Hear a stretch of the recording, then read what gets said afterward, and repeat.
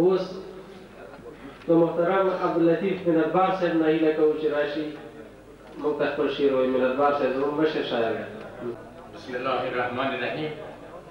اگر چې ما دې غونډې ته یو غزل لیکلی و، خو کله مې چې د کاروان صاحب شعر واورېدو نو زما یو شعر دی هماغه په ردیف باندې مې جوړ کړی و، چون هغه آزاد و او دا د قافیې بندي. نو زه تاسو ته همدغه شعر وړاندې کوم. د دې شعر عنوان دی د انسان قاتل ته. ما ته ټوپک مه جوړوه، سپاره راته جوړه که. ما ته ټوپک مه جوړوه، سپاره راته جوړه که. جغ او کرکۍ د ژوند لپاره راته جوړه که.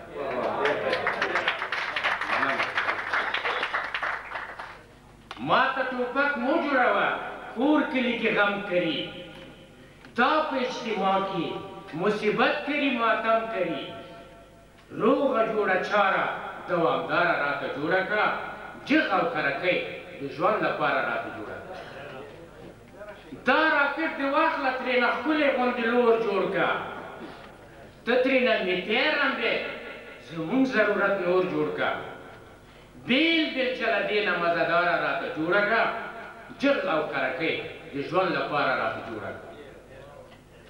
تبر او ترخیص زمونږ د ورځې ضرورت دی. ستا دغو باروتو پیدا کړی مصیبت دی. وږی تږی ګرځم د ژوند چاره راته جوړه که. جغ او کرکۍ د ژوند لپاره راته جوړه که. توپ ځینې دې تېر یم خپله ځمکه ماشیني غواړم. ټانک دې هم در واخله نوره ورکه خواشیني غواړم. لار د کر او کلي برخورداره راته جوړه که. جغ او کرکۍ د ژوند لپاره راته جوړه که. دغه اسلحې نورې د مور ځینې لوېدلې دي. ستا دې اسلحو زمونږ ډېر ورونه وژلي دي. ته خو هم انسان یې بله لاره راته جوړه که.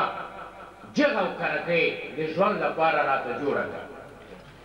دې ظلم نه تېر شه مرسته وکړه د بشر سره. وایي منتبار تا اخته کړي د شر سره. اوس نو ښه ټولنه پایداره راته جوړه که. جغ او کرکۍ د ژوند لپاره راته جوړه که. ډېره مننه. تشکر.